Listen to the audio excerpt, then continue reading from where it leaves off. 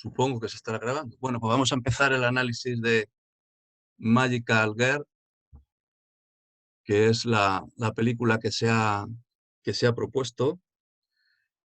Y como veis, he puesto solo análisis, aunque en realidad lo que os propongo, ya llevo tiempo proponiéndolos, y bueno, lo repito un poco, hay cosas que voy a repetir, sobre todo por Lorenzo y por Amelia, aunque al final no se ha podido sumar, aunque ya las hemos hablado muchas veces en los seminarios, ¿no? Llevamos años compartiendo. Es el tipo de análisis que yo propongo. El tipo de análisis que yo propongo es un análisis filosófico y, por tanto, inevitablemente ideológico. Ya dije en un seminario, en el de El hombre que mató a Liberty Balance, que la filosofía necesariamente se despliega en el campo de la ideología. ¿Por qué? Bueno, pues, y el análisis igual, en tanto que es un análisis filosófico. ¿Por qué? Bueno, pues porque el análisis de una película no puede ser científico, aunque bueno, se puede aproximar hacia ahí, hacia el lado científico-técnico, ¿no? Hacer un análisis muy semiológico, muy lingüístico, muy semiótico, ni tampoco puede ser artístico, aunque por ejemplo, Alberto Azuara, en la película Todas somos Thelma y Luis, que hemos estado comentando antes, se aproxima a eso. Es una experiencia muy interesante. Yo creo, los que habéis visto la película, creo que estaréis de acuerdo conmigo, al menos en parte. Es una experiencia muy interesante porque se aproxima a un tipo de análisis que busca lo mismo que cualquier película de ficción, ¿no? De hecho, es muy entretenida, dura 1 hora y pico, como un largometraje, y utiliza los mismos mecanismos casi que una película de ficción, ¿no? Se puede ver perfectamente como tal. Bueno, entre esos dos extremos, lo que sería algo artístico, más artístico, o más científico, el análisis se tiene que mover un poco en el medio, con rigor, y, por supuesto, teniendo en cuenta las cuestiones estéticas, pero el análisis ni es una obra de arte ni es un experimento científico, no es una elaboración científica. Por tanto, está ahí en el medio, y ese medio, ¿qué es? Pues la filosofía.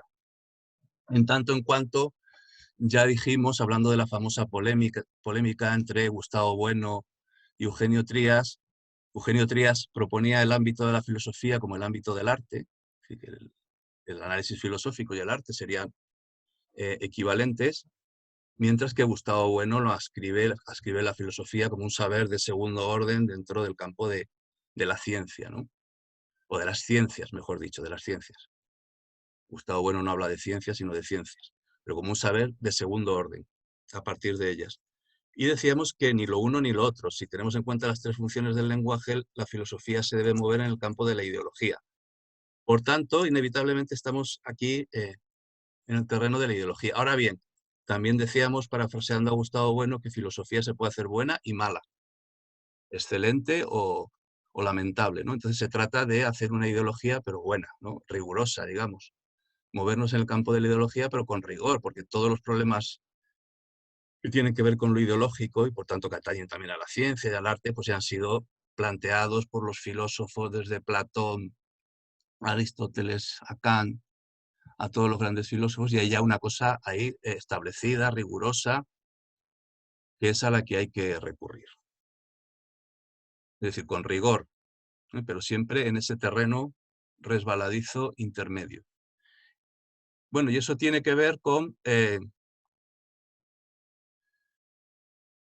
la cuestión de qué es una película. Vamos a ver el arranque y así probamos además qué tal funciona de Magical Girl.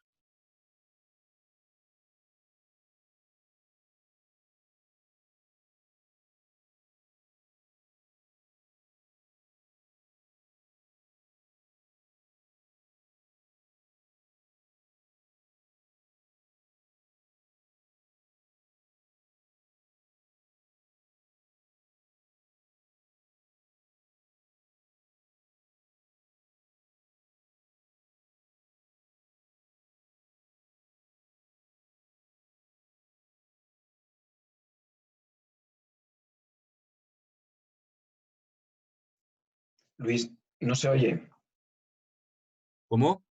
no se oye. ¿No se oye? Anda, No, pues esperar entonces un momento. ¿Ninguno lo habéis oído? ¿No lo habéis yo oído? no. Yo tampoco. No, no se oye, no.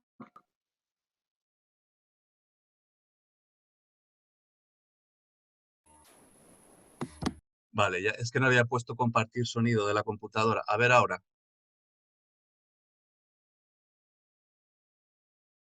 García Lorca no hubiese nacido y no hubiese escrito un solo verso, 2 más 2 seguirían siendo 4.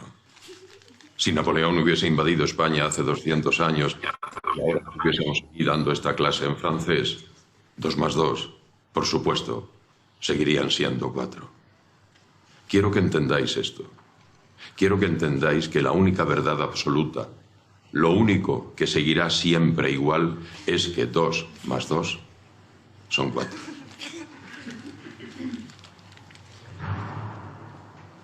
Bárbara, ¿quieres acercarte, por favor?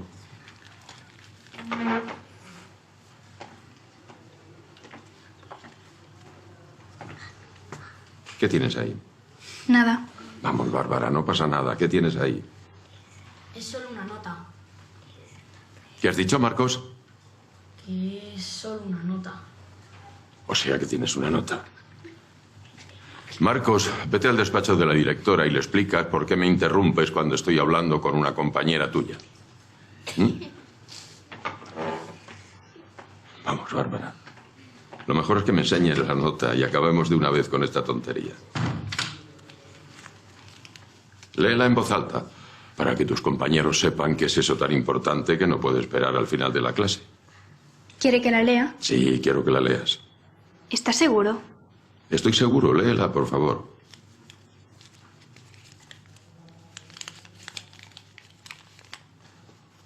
El cara de acelga me da mucha pena.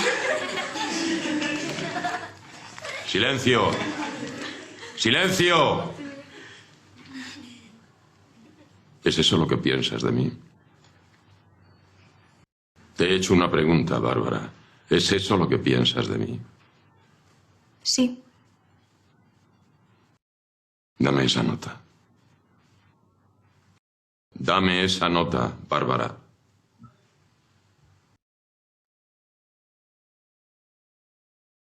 Dame esa nota. No puedo. ¿Por qué no puedes? Porque no la tengo.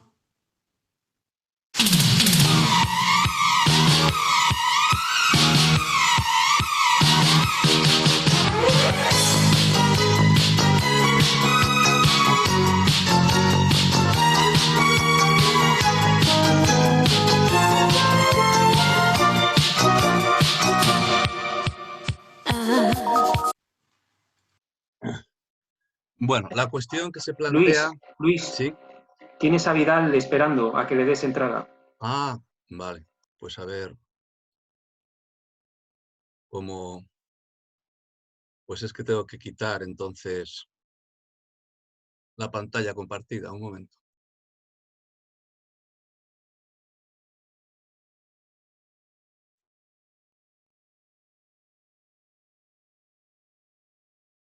A ver si entra Vidal.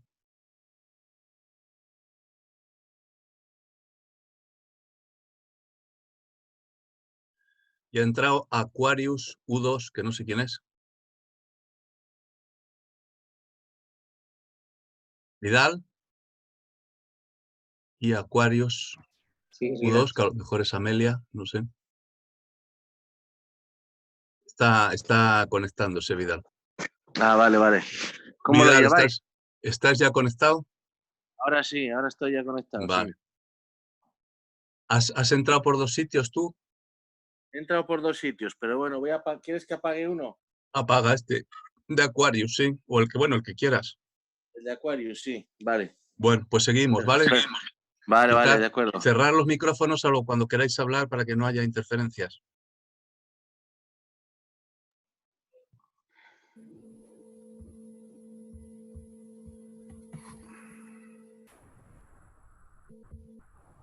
Bueno, estábamos en qué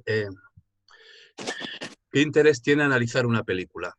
Bueno, el interés que tiene, aparte del que le guste el cine, a nosotros que nos apasiona y demás, es un interés mucho más profundo que puede implicar a mucha más gente, en cuanto la película es un modelo, es una especie de fragmento, por así decirlo, de la realidad. La película está dentro de la realidad y analizar una película, esto es lo... ¿Sí? ¿Alguien ha hablado algo? ¿Vidal? No, nada. Ah, vale.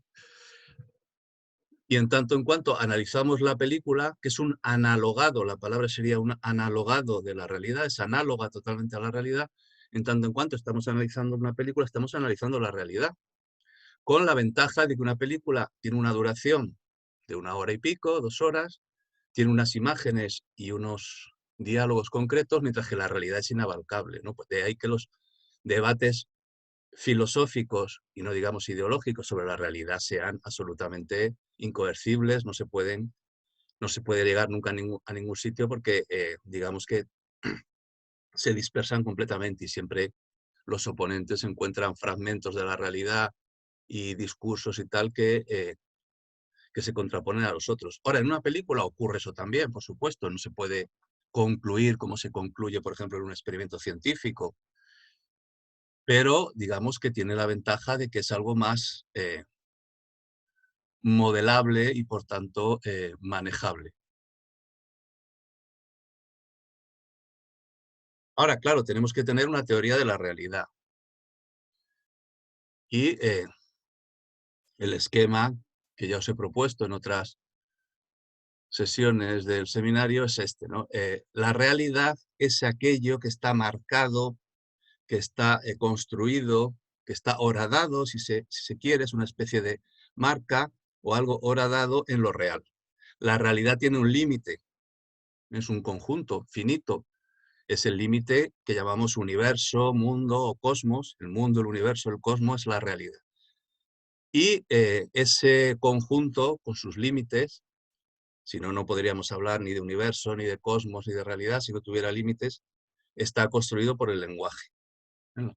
Es una construcción que sería impensable fuera del ámbito del lenguaje humano. Y eso está construido sobre un fondo que no tiene límites, que no conocemos ni conoceremos nunca.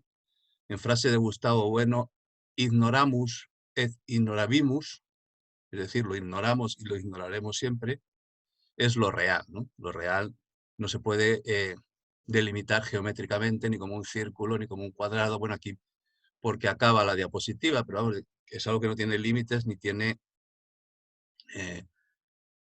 forma geométrica alguna. Pero sobre eso, sobre ese fondo de lo real, está construida la trama de la realidad, ¿no? De ahí el nombre de la asociación de muchos de los que estamos aquí, ¿no? La trama de la realidad construida sobre el fondo de lo real. Y formando parte de esa trama de la realidad está la película. La película. Y en ese sentido, la película y la realidad mantienen dos tipos de, digamos, de conectores, y conectores o dos tipos de enlaces que permiten que la película sea equivalente, esa es la palabra, equivalente o analogada a la realidad, y la realidad sea equivalente o analogada a la película, a cualquier película, ¿eh? A cualquier película. Es una cuestión que ahora no nos da tiempo a debatir.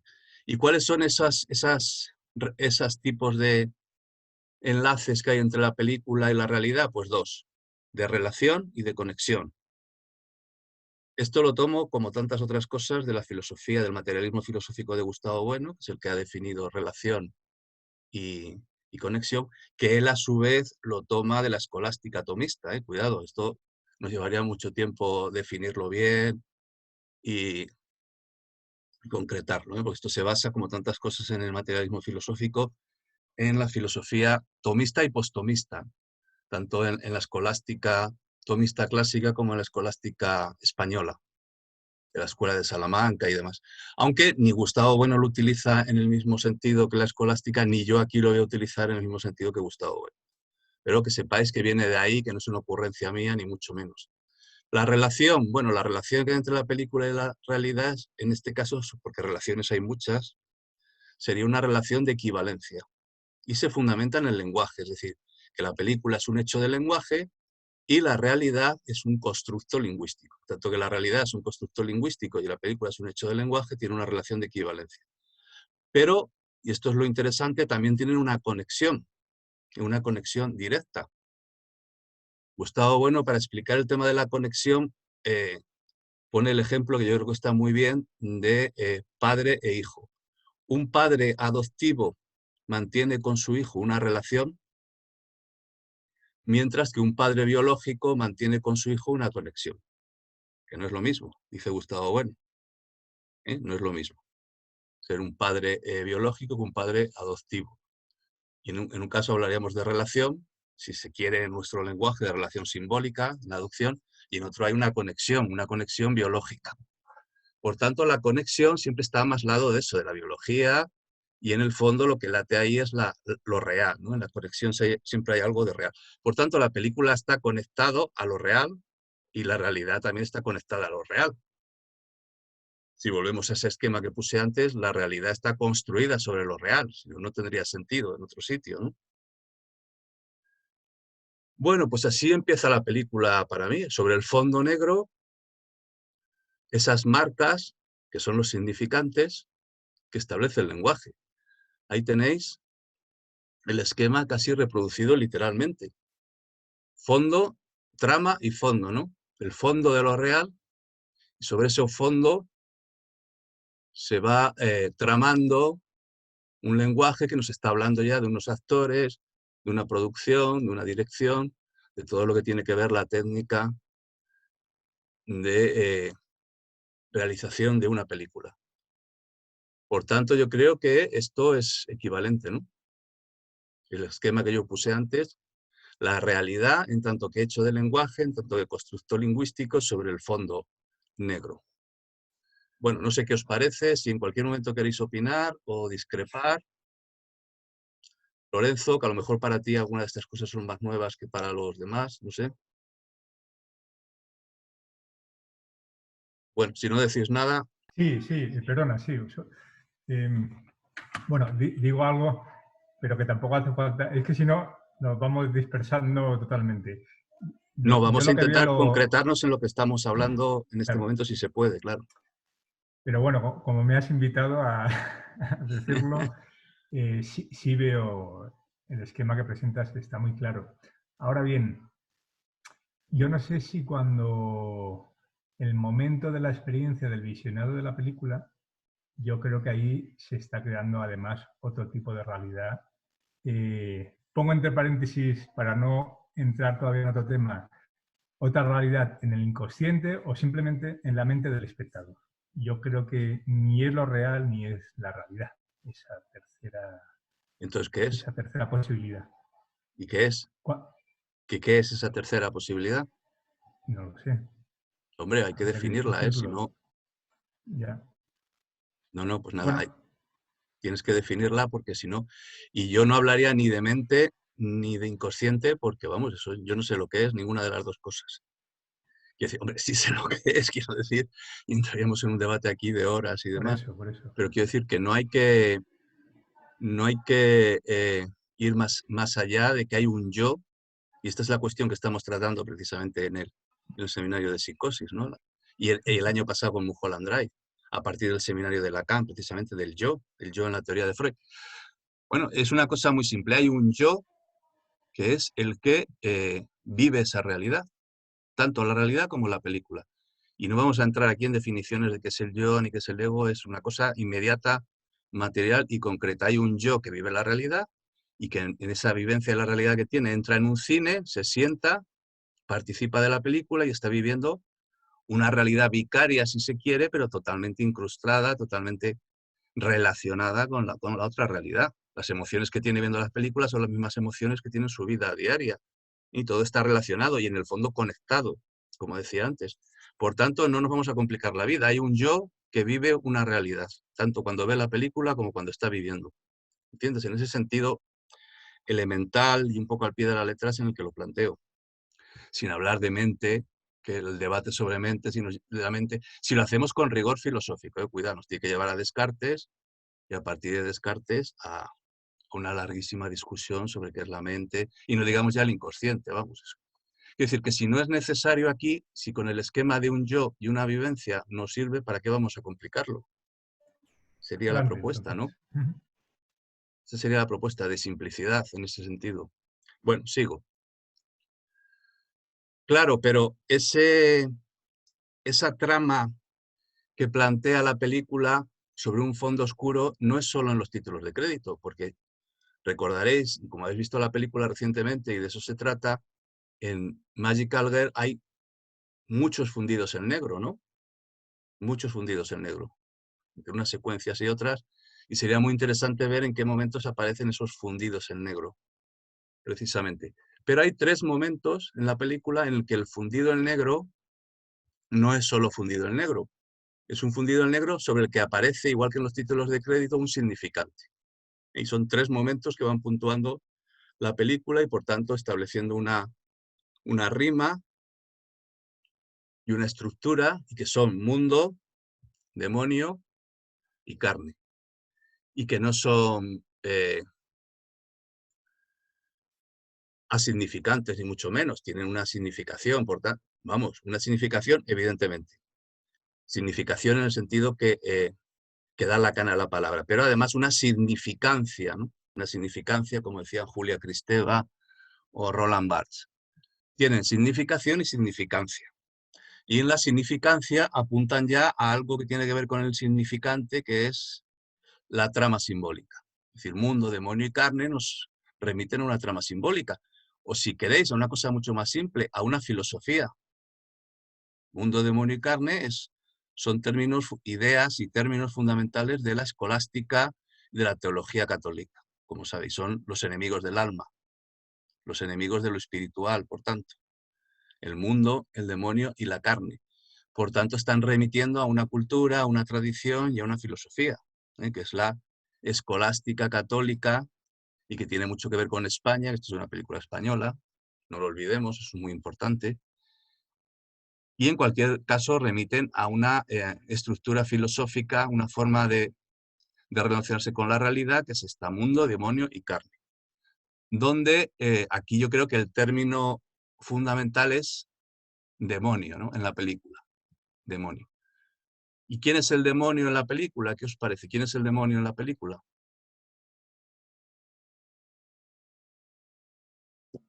El que gestiona el burdel, es que no recuerdo el nombre. Efectivamente. ¿Cómo se llama? Se me ha olvidado. No recuerdo el nombre, yo tampoco. Hombre, pero es muy importante porque es el único que tiene nombre y apellido. Creo que es Oliver Zoco. Oliver Zoco, eso es. Pero bueno, no sé si os habéis fijado que es el único que tiene nombre y apellido en la película. En la película todos tienen nombre que suele coincidir con su nombre, el nombre del actor, salvo el de Luis, Alicia, Bárbara. Alicia tampoco coincide con su nombre. Bárbara, Alicia y Luis coinciden con sus nombres de actor. El que no coincide es Damián con José Sacristán. Pero se llaman así, se llaman Bárbara, Alicia y Luis. Y Damián. El único que tiene apellido es Oliver Zoco. Y Bárbara presenta una peculiaridad de la que hablo yo en mi conferencia de Córdoba, supongo que habéis visto todos, que tiene 2 nombres. Se llama Bárbara Inmaculada, ¿no? Con esa relación con la Inmaculada, de la que hablo yo en la conferencia. Que, bueno, No es Inmaculada, no es Inmaculada, es Asunción. Sí, Asunción, perdón. Sí, Gracias, Asunción, sí. Bárbara Asunción, claro. No, y es lo que digo yo en la conferencia, o la Asunción de la Virgen, que es un tema simbólico muy interesante, porque no está claro en los debates teológicos que hubo y que hay todavía, los pocos a los que les interesa esto, incluso en la Iglesia, si la Asunción de la Virgen se hizo con la Virgen viva o después de morir. La Asunción de la Virgen es en cuerpo y alma, pero vivo o muerto. Se representa de las 2 formas. La Asunción de la Virgen viva, no llegó a morir, y muerta. Es muy interesante, ¿no? Bueno, Luis, sí. perdón. No, que estaba pensando. Sí, yo veo que Oliver Zoco claramente ahí cumple una función Demoníaca. de negativo, maligno, pero vamos, yo también veo a la protagonista un poco demonio, ¿no? Sobre todo al final, cuando envía al profesor a matar al otro. Bueno, vamos a ver, es que el demonio se manifiesta, es que esta trama simbólica es una forma de manifestarse el mal y por tanto el mal, Satanás, ¿no? El Satanás se muestra como mundo, nos hace pecar en tanto que mundo y nos hace pecar en tanto que carne. Ujú. Son formas de manifestar lo mismo. El demonio como tal en estado puro, el demonio como mundo y el demonio como carne. Son las tres formas de llevarnos a la perdición. Son los enemigos del alma. Entonces, claro, sí, Bárbara ya aparece como carne, ¿no? De hecho, es carne en estado puro, carne con cicatrices, carne atravesada de arriba abajo por cicatrices. Claro, claro. Es el problema del mal en esta película y que yo abordo también en mi conferencia y que le da precisamente su entidad estética, porque no hay estética sin que se aborde el problema del mal, fuera de cualquier discurso moral. Si empezamos con la moralina, la película ya va derivando en la moral, siempre entra la ideología masivamente. Y aunque toda la película tiene ideología, por supuesto, siempre es una lucha entre a ver quién puede más, si la ideología o lo poético, ¿no? Entonces, si recurres a la moral, al compromiso político, a la moral, a educar moralmente a los espectadores y tal, pues entonces estás ya renunciando a la función estética y poética, ¿no? Y por tanto, estás renunciando a hablar de la verdad del mal. Y esta película nos habla de la verdad del mal, que yo creo, bueno, eso lo planteo en mi conferencia de Córdoba, no quería insistir mucho en eso. Por supuesto, es que el demonio está en todos los personajes, también está en Luis, también está en Alicia, y no digamos en Damián. Todos, claro, son, ¿eh?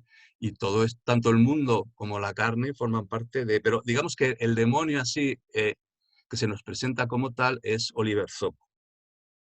Este personaje vestido de negro, con esa voz, y ese atractivo, cuidado que el demonio, además del don, tiene una serie de características. Don de lenguas, que aquí no aparece como tal, y sobre todo ser un ser seductor, atractivo.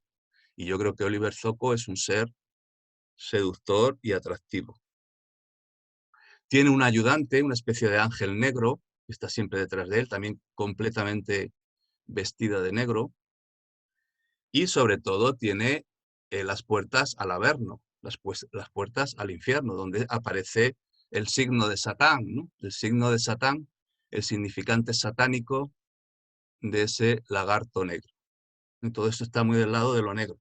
Y las puertas de ese infierno. La emergencia aquí de lo diabólico, y esto lo planteaba yo también en la conferencia de Córdoba, tiene que ver con que diabalo, diabólico, diabalo en griego, es justo lo contrario de simbalo, simbólico. El diabólico es el anverso de lo simbólico. Y en tanto en cuanto emerge lo simbólico, lo diabólico, perdón, la función simbólica del lenguaje no funciona.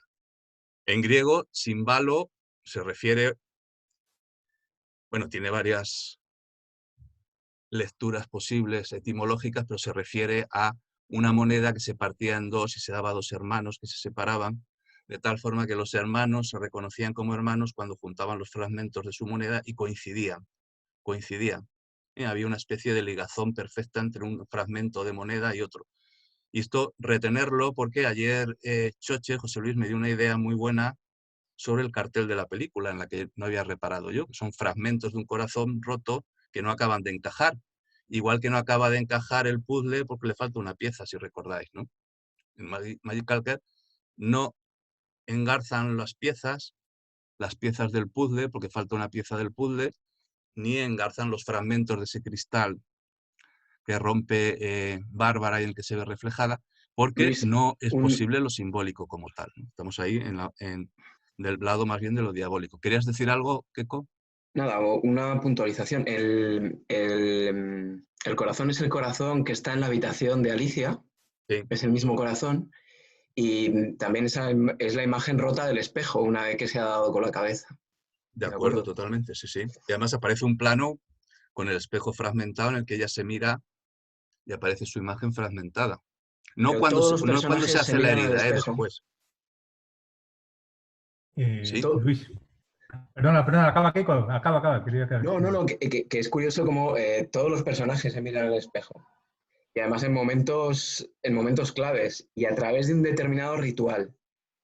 El momento más subrayado de la película, que para mí es el más emocionante, es el de Sacristán ajustándose la corbata roja justo antes del autosacrificio, recordando al torero antes de matar al toro. Bueno, simplemente dejar eso Bueno, ahí. autosacrificio frustrado, Keiko, ¿eh? No lo Claro, olvidemos. claro. Y lo frustra precisamente algo que tiene que ver con lo sexual. Cuando se entera de que Bárbara se ha acostado con ese tipo y no se ha acostado con él, ¿no? Sí, ¿vas a decir algo, Lorenzo? Sí, bueno, era una de las cosas que tenía apuntadas que te quería comentar después de ver la conferencia. Bueno, la conferencia yo te había visto ya en Córdoba, aunque la he repasado, y el artículo. Bueno, ahora me explicas. En ningún momento hace referencia, por ejemplo, al origen de esta imagen del lagarto negro. Sabes que en la propia película está impregnado de cultura japonesa, ya sabes por dónde voy. Sabes que este lagarto negro no es algo que haya hecho la dirección de arte de la película. Esto viene de los cómics, los mangas de Sugihiro Maruo, y es tal cual, ¿eh? Curiosamente es que tengo una alumna que está escribiendo un TFG sobre esto, ¿no? Sobre la influencia de estos mangas en la película, y es que es igual, la línea es copiado de un homenaje, como quieras llamarlo, ¿no? ¿Por qué no lo has metido Porque sí hace referencia en el artículo a que es lo importante que es el contexto, hace referencia a la guerra civil, etcétera, pero en ningún momento entras un poco por ahí y hay toda una línea estética de la película. ¿Por dónde? ¿Por dónde? ¿Que no entro por dónde? Pues eso, el tema de la cultura japonesa de los manga, por ejemplo, es que es... Sí que lo menciono en la conferencia, en el artículo, ¿no? Como contraposición a la cultura española de los toros, de los churros y de la copla. Claro, es que está Magical Girl, que es cultura japonesa también, aunque esté en inglés, bueno, pero tiene que ver con un género del manga y el anime. Está todo esto, que efectivamente, toda esta figuración, iconografía que tiene que ver con los japoneses, pero en contraposición están los churros, está la copla y están los toros, a los que se hace referencia varias veces. Por ejemplo, la niña sueña cuando está en el hospital con un enorme toro negro. En las referencias a los toros no aparecen solo explícitamente cuando le pregunta sobre las corridas, Oliver Zocco. Luego, en ese ritual que ha descrito Keiko, es claramente un ritual taurino, de ponerse el vestido de torear. Efectivamente. Es decir, que sí que hablo de eso en el artículo, ¿no? De la contraposición, que es una dialéctica entre lo español y lo extraño totalmente, ¿no? En un principio era extraño, aunque ahora en los jóvenes y tal está completamente, en muchos sectores, asumido como propio, ¿no? Que es esa cultura japonesa, ¿no? Una de las dialécticas que hay en la película. Y estoy de acuerdo, claro, este lagarto tiene que ver con eso, sí. Lorenzo, ¿tiene algún significado en la cultura japonesa del manga el lagarto? Lo digo porque parece que remite a un animal totémico y el animal totémico aquí en España, culturalmente hablando, es el toro, es evidente, ¿no? Además hablan de toros previamente. Y sorprende que en lugar de un toro esté el lagarto. No sorprende nada, Keiko. No sorprende en absoluto. No, a ver, Primero que conteste digamos... Lorenzo, a ver. Lorenzo, contesta esto de la cultura japonesa. Hasta donde llego, si queréis, si me das permiso, te puedo compartir imágenes del cómic para que lo veáis. Sí, por supuesto. ¿Sí? A ver. Sí. A ver si puedo. A ver si así probamos, a ver cómo funciona eso. Es que dice, usted no puede iniciar la función de compartir pantalla mientras el otro participante está compartiendo. Bueno, pues dejo de compartir y compartes tú. Es que vale la pena, porque es que además hay hombre, escenas. Claro que vale la pena. Esto es lo que le saca partido al Zoom, ¿no? Claro. Hay escenas de la película que están calcadas de, por ejemplo, esa que estabas haciendo tu referencia, Keiko, del cristal, del espejo. Sí. Bueno, de muchos espejos, pero la de Bárbara es tal cual. A ver si lo... Aquí. ¿Lo estáis viendo? Sí, no, lo vemos en negro ahora. Aquí, ¿se ve aquí la...? Sí. Espera, el lagarto se ve perfectamente, sí. Espera, os lo hago un poquito más grande. Es que tengo ahí En uno voy apuntando cositas. ¿Vale? Vamos a ver. Bueno, A ese la es, izquierda, este lagarto que se ve ahí a la izquierda es... es que además, fíjate, está en la frente, aquí arriba, ¿no? El primero por la izquierda, arriba, que es la marca que ya luego se hace en el espejo, pero es que fíjate, ¿no? Luego, este es el fotograma de la película, esta es ya cuando está Sí, desnuda. sí, sí, es el mismo que... Ella mirándose al espejo, como en el cómic, como hay también un personaje. El lagarto que tú me preguntabas, Keiko, es que es invención del historietista japonés, viene a representar el mal. Ella es una mujer fatal, ¿no? En el cómic. Pero fíjate el siguiente, ¿no? Tal cual. Te decía Luis que yo sé que hace referencia, pero yo creo que está mucho más presente que lo que tú sacas. Porque Ah, fíjate sí, que sí, esta por supuesto, escena sí, sí, por es supuesto. calcada, De ¿no? acuerdo, sí. Bueno, Está muy... y Claro, la es que yo no primera, entro ¿no? a fondo a Fijaos, analizar eso, claro. el lagarto en el cómic, son varias entregas del manga, viene a representar el mal. Ella es una mujer fatal y hay un detective que la va persiguiendo y es una lucha entre ellos dos en el cómic, en el manga, ¿vale? Bueno, era eso. Perdona, Luis. Muy bien, no, no, pero totalmente de acuerdo. Yo esto es un tema que trato solo de manera accesoria, ¿eh? Y en relación con esa idealidad, Claro, claro, sí, ya, vamos, en ya me una lo película imaginé. se No puede te- profundizar muchísimo. Pues si dejas de compartir, Sí, ahí va. comparto, vuelvo yo a... ¿Lo veis ahora? No, un momento. No, se me ha ido el compartir. Porque tenemos que aprender todavía a manejar estas... Ahí, ¿Ahora ahí. lo veis? ¿Ahora sí? Ahora sí, Luis, sí. Vale. Por supuesto, ¿no? Que se puede profundizar en muchos aspectos de una película tan compleja como esta, ¿eh? Aquí no vamos a abordarlos todos. Igual que, bueno, yo en la conferencia, en el artículo, elaboré más la cuestión de la copla y tal, que aquí la voy a dejar de lado. Pero lo que sí que estaremos de acuerdo, y lo acabas de decir, Lorenzo, es que el lagarto es el símbolo del mal y por tanto del diablo. Y no puede ser el toro, Keiko, bajo ningún concepto, porque el lagarto en la tradición, al menos española, católica, el lagarto es el dragón, es la serpiente, es el reptil, es el demonio. De hecho, en el Apocalipsis, según San Juan, la mujer celestial, María, venga a Eva y a todas las mujeres pisando la cabeza del dragón. Y habéis visto las imágenes que hay en todas las iglesias de la Virgen pisando una serpiente, o pisando un dragón, o pisando un lagarto. Se representa de todas formas, ¿no? Igual que a San Jorge matando al dragón, muchas veces más que un dragón es un lagarto. O sea que la imagen esta de reptil, lagarto, dragón, serpiente, remite directamente al diablo. Y en absoluto puede ser un toro, en mi opinión, vamos. Bueno, el caso es que ahí tenéis las puertas del Averno. Es un sitio lujoso, geométrico. Lo interesante es la composición geométrica, el equilibrio, ¿no? Las puertas del Averno, las puertas del infierno, como un lugar bello, geométrico, ordenado, en el que ahí arriba está el signo del mal y al que ella entrará definitivamente, como veis. Pero no sé si os habéis fijado, supongo que sí, cuando visteis la película, y luego por lo que pasa después, ya desde la primera imagen, desde el primer plano general, se nos muestra que ahí hay un sobre en mitad de la puerta. Es por tanto, si arriba está el signo de Satán, ese sobre es el significante infernal, ¿no? ¿Y cuál es el significante infernal? Supongo que lo recordaréis, ¿no?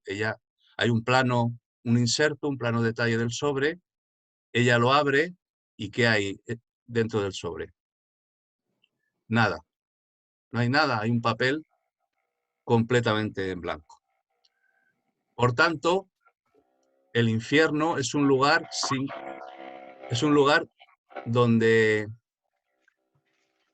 se puede gozar sin límite. Eso es lo que quiere decir que en el sobre no haya una palabra clave como Vimos en la vez anterior donde la palabra clave es ojalata, y le dice Oliver Zocco a Bárbara que cuando pronuncia esa palabra, ojalata, es la única que puede detener ese goce sadomasoquista, sádico que se va a desatar ahí. Y por tanto las agresiones físicas que se están ejerciendo sobre su cuerpo. Hay hombres ahí gozando, seres gozando que nunca vemos, sus clientes, les llama Oliver Zocco, los clientes del diablo gozan sin límite, con un límite la primera vez, ese límite lo pone un significante que es ojalata, pero la segunda vez, como hemos visto, el sobre está vacío. Luego se nos presenta literalmente el infierno como un lugar donde se puede gozar sin límite, mientras que antes el límite lo ponía un significante. ¿Qué significante? Ojalata. Ese significante que aparentemente pone un límite al goce es, por tanto, lo que puede poner freno a lo real de la pulsión. Pues no, porque ojalata es una palabra muy bien elegida, es una palabra banal, débil, frágil y quebradiza, como ese espejo también que se quiebra continuamente en la película. Por tanto, y esta es la cuestión, es un significante imaginario. Hay un micrófono por ahí, Joaquín, si lo apagas, mejor. Eso es, muy bien. Ahora perfecto. Es un significante imaginario, en tanto que es banal, débil y quebradizo, y que se contrapone a la joya. En la película aparecen continuamente joyas y aparece el tema de la joya. Recordemos, la joya que le regala su marido a Bárbara, ese psiquiatra millonario, le regala una joya, un collar, la primera vez que los vemos. Las joyas que quiere robar Luis en el escaparate que está justo debajo del balcón de Bárbara. Bárbara vive rodeada de joyas, ¿no? Es la carne rodeada de joyas valiosas, mientras que la hojalata es lo que tiene poco valor en relación con una joya, con los metales. La hojalata es lo contrario del metal precioso, del oro, de la plata, de las joyas. Y ese significante es imaginario en tanto en cuanto hojalata es aquí la puesta en escena de ese significante imaginario en tanto en cuanto es frágil, quebradizo y débil. Ahora bien, tenemos que hacer aquí una definición de qué entendemos por significante. Es clave, claro, una teoría del lenguaje. El significante, como hemos dicho, igual que lo dijimos en relación con el lenguaje, se define por su relación o su conexión con lo real, no por sus características, forma o material. Esto es un error garrafal que yo he visto en mucha gente continuamente a lo largo de todos estos años, a partir de la palabra imaginario. Mucha gente ha interpretado lo imaginario del lado de la imagen, incluso en Trama y Fondo se ha caído muchas veces en este error. ¿En lo imaginario tiene que ver con la imagen? No, en absoluto. Lo imaginario no tiene nada que ver con la imagen. Lo imaginario puede ser una palabra como ojalata. De hecho, la definición primera y fundamental que da Lacan de lo imaginario es la palabra yo. Cuando el niño dice yo, ha entrado de lleno en el campo de lo imaginario, a partir del estadio del espejo, ¿no? El estadio del espejo es lo que abre el campo de lo imaginario en el lenguaje, en la lengua materna, y el niño dice yo, no hay significante más imaginario que la palabra yo, y eso no tiene nada que ver con la imagen, por mucho que lo desencadene el estadio del espejo. Lo imaginario no son imágenes, y lo imaginario no se define por forma, materia o características del significante. Imaginaria puede ser una piedra que cojamos en la calle, imaginario puede ser en la botella que tenemos aquí al lado, en la mesa o el bolígrafo. Todo depende de cómo ese significante se relacione con lo real. Si hay una conexión con lo real, ese significante pasa al plano de lo simbólico, al registro de lo simbólico. Si no hay una conexión con lo real, ni siquiera una relación, aunque con lo real, bueno, la relación siempre es relativa, pues entonces estamos en el plano de lo imaginario.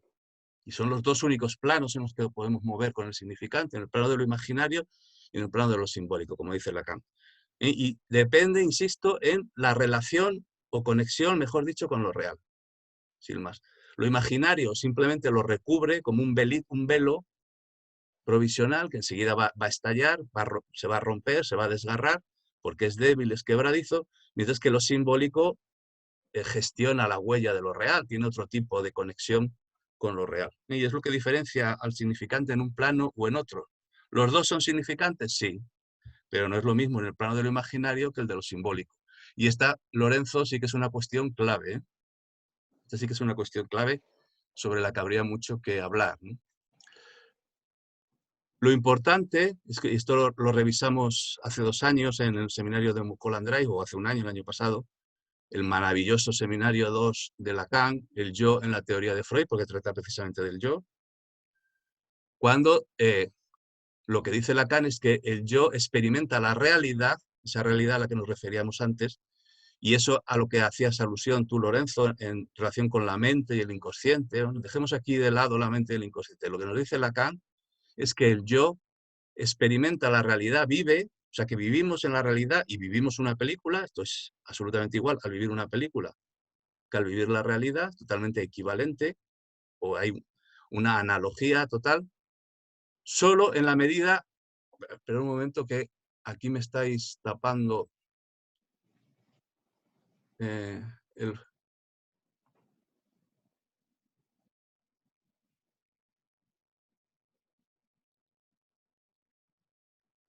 No solo en la medida, es que no veo bien la diapositiva porque salen vuestros... A ver, no solo en la medida en que la vive, que vive la realidad, porque la realidad se vive, claro, es una vivencia, sino en la medida en que la neutraliza todo lo que puede. Ahí es donde está la clave. Es decir, que el yo es esa función que neutraliza la realidad, o neutraliza lo que de real hay en la realidad. Tú decías antes, Lorenzo, que ver una película y vivir la realidad no es lo mismo. En esto es lo mismo. Tanto en la realidad la vivimos como una película, en tanto que la estamos neutralizando desde lo imaginario, porque si no sería insoportable, estaría ahí presente lo real continuamente. La realidad la vivimos neutralizada. ¿Neutralizada de qué? De lo real. La realidad se vive neutralizada de lo real. Y la película lo mismo, la película es más explícito, de ahí su interés, ¿no? En la película lo primero que irrumpe es todo lo que tiene de imaginario, de ficción y demás, ¿no? Aunque luego si es obra de arte, hay una conexión con lo real, del lado otra vez de las emociones, de las pasiones y demás. Y por Sí, tanto, Luis, dice Lacan en el seminario 2, y esto es clave, la estructura fundamental, central, la que ocupa prácticamente toda nuestra experiencia, pertenece al orden de lo imaginario. Por tanto, ¿la realidad está construida sobre lo real? Sí, pero fundamentalmente como algo imaginario, ¿sí? Como esa estructura imaginaria.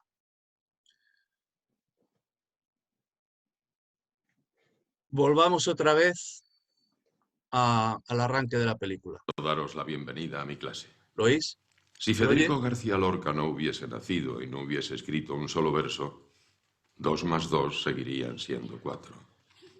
Si Napoleón hubiese invadido España hace 200 años y ahora estuviésemos aquí dando esta clase en francés, 2 más 2, por supuesto, seguirían siendo 4. Quiero que entendáis esto. Quiero que entendáis que la única verdad absoluta, lo único que seguirá siempre igual, es que 2 más 2 son 4. Lo interesante de este arranque de la película es que sobre el fondo negro, sobre el fondo de lo real, no solo aparecen los significantes blancos escritos, sino que aparece la voz, los fonemas. Así es como se construye la realidad también, para el yo.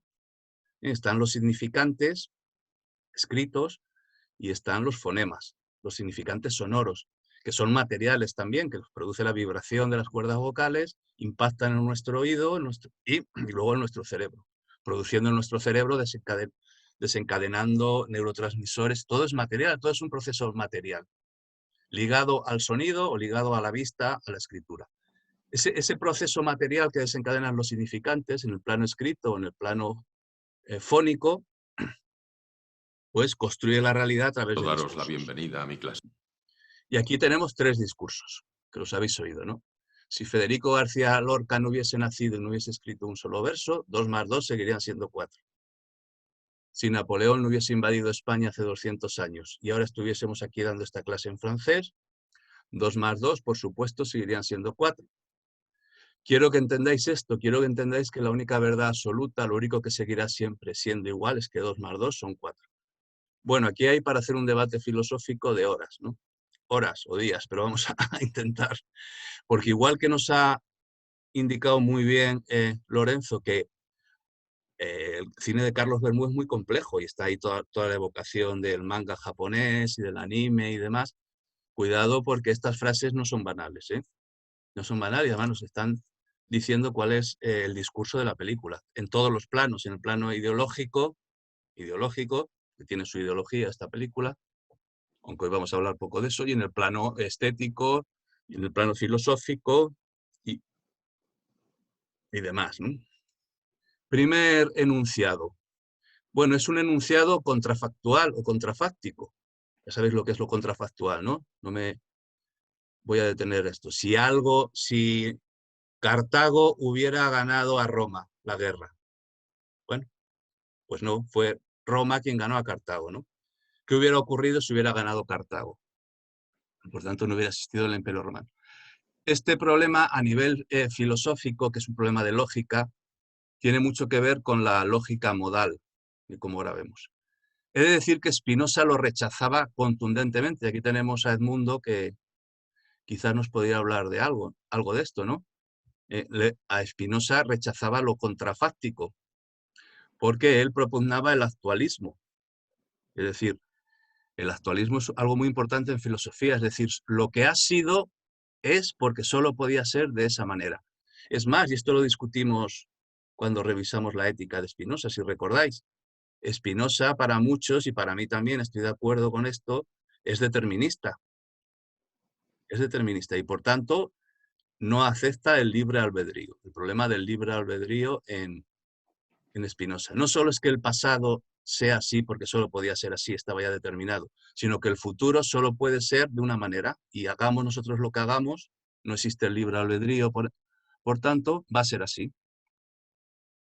¿Qué te parece esto, Edmundo? Dale al aparato, si no, no te oímos.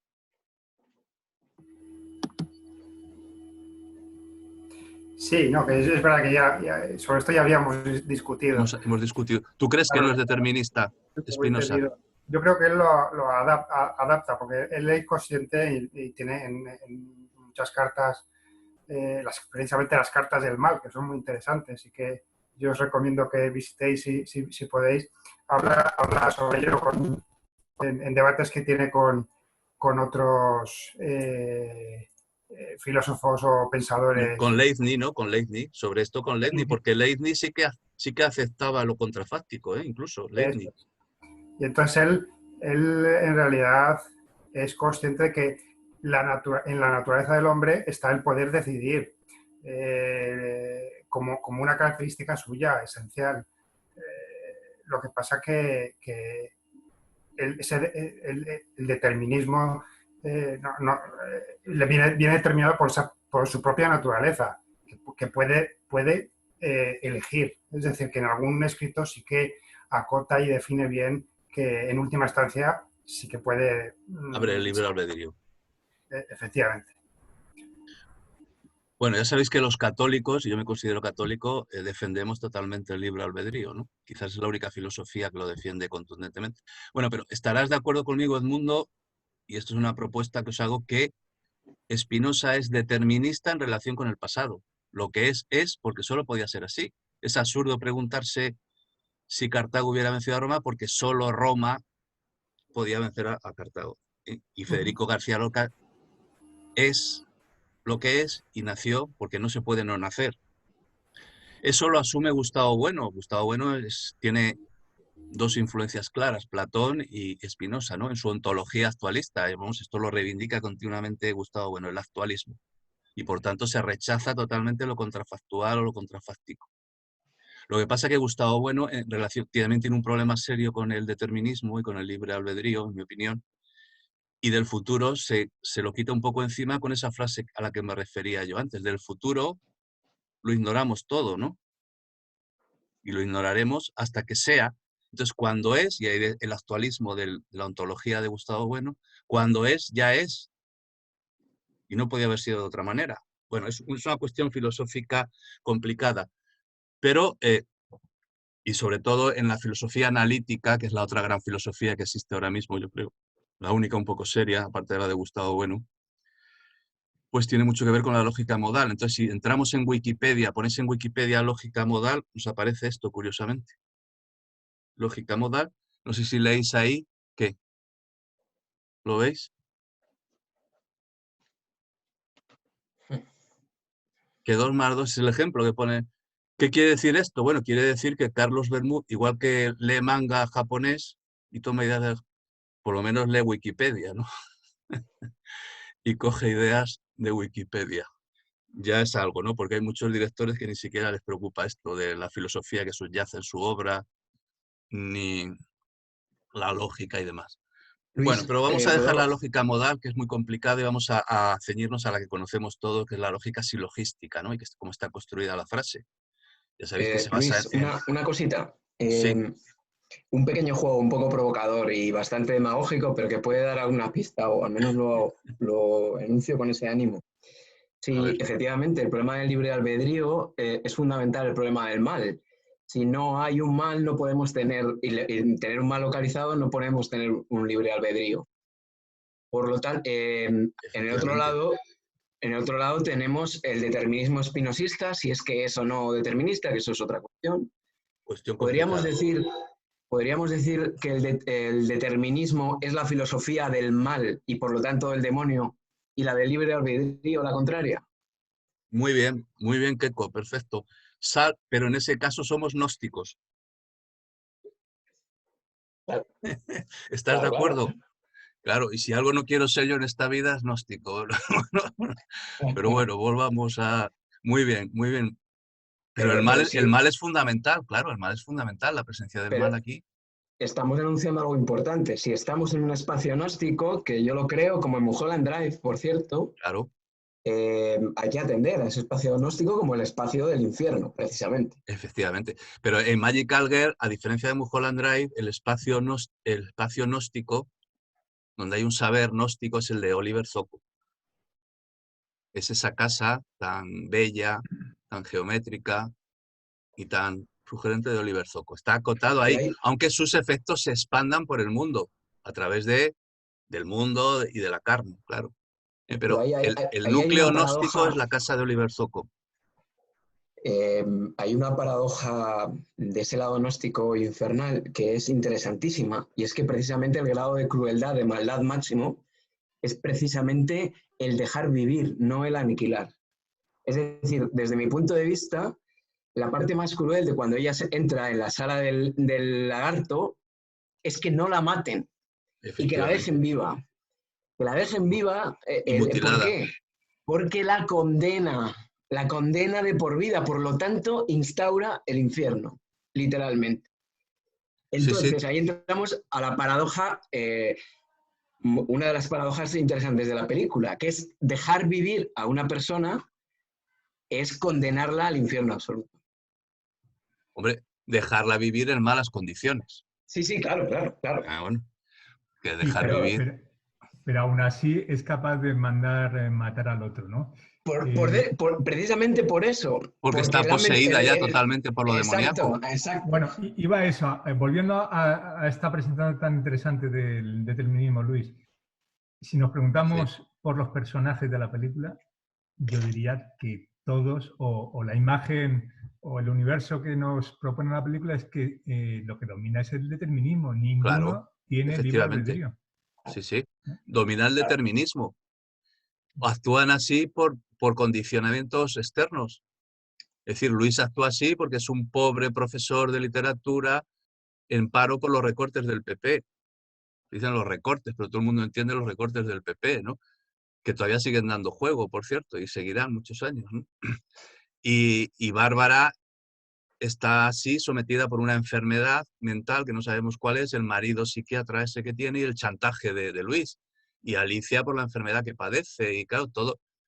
Y Damián es el más determinista de todos. Quiere huir de ese destino, que es el reencuentro con Bárbara, y se lo dice a la psicóloga de la cárcel, que le dejen allí dentro de la cárcel para rehuir ese destino, pero no puede, ¿no? Acaba encontrándose inevitable. Claro, pero que la película sea determinista no quiere decir que nosotros seamos deterministas. y que vivamos el determinismo ahí como algo positivo, ni aceptable, ni inevitable. Porque aquí el debate que hay en Magical Girl y en otras muchas películas de este tipo es si se entregan completamente a la exaltación de lo demoníaco, de lo gnóstico, del determinismo. O hay una evocación de lo simbólico. En mi opinión, si no hay evocación de lo simbólico, no es arte. No es arte.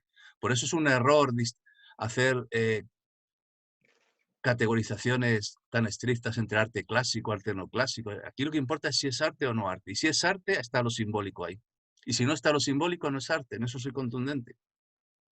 Lo simbólico puede estar más o menos elaborado, como en el cine clásico de Hollywood, aunque eso tendríamos que revisarlo, en mi opinión. O puede estar simplemente evocado como una necesidad, como en el cine de Almodóvar, que está continuamente siendo anhelado, un anhelo constante en el cine de Almodóvar, que ahora lo estoy volviendo a ver otra vez como tenemos tiempo en Filmín.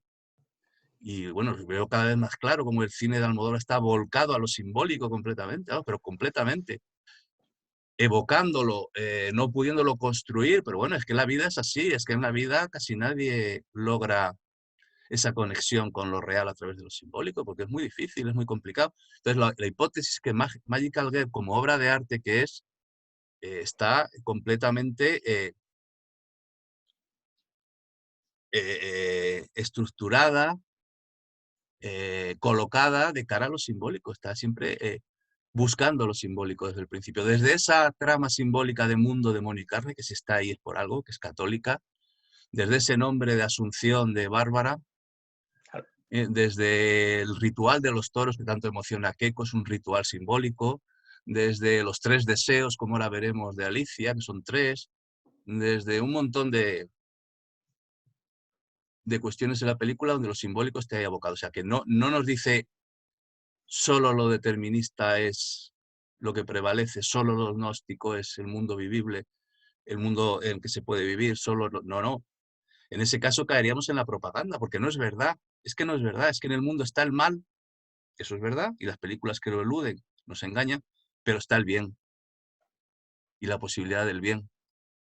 Y si ocultas una de las dos cosas, pues estás mintiendo. Y si mientes ya no es arte, porque el arte no es ni moral, ni ética, ni nada de eso. Es, bueno, ética sí, algo tiene que ver con la ética, por tanto que dice la verdad. No es moral. Es ética si restringimos la ética como yo hago al campo de la verdad. Debe decir la verdad y punto. Aunque sea de una forma brutal y exponiendo el poder de lo real y de lo diabólico. Bueno, es que lo tiene, es que lo real prevalece, ¿no? Lo difícil es construir tramas simbólicas sobre lo real y lo diabólico pues está ahí, su poder es infinito, hasta que le pise la cabeza la mujer, que Pero brilla Luis, tanto como el sol, como describe, hasta que la mujer que brilla tanto como el sol le pise la cabeza, ahí está el gran acusador, y estará ahí el demonio ejerciendo su labor. ¿Sí, Lorenzo?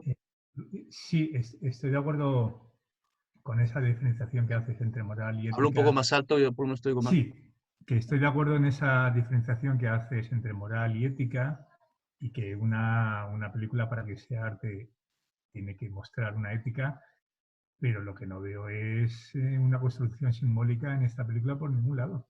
Bueno, es que eso nos llevará mucho tiempo, eso no lo podemos resolver ahora. Claro. Bueno.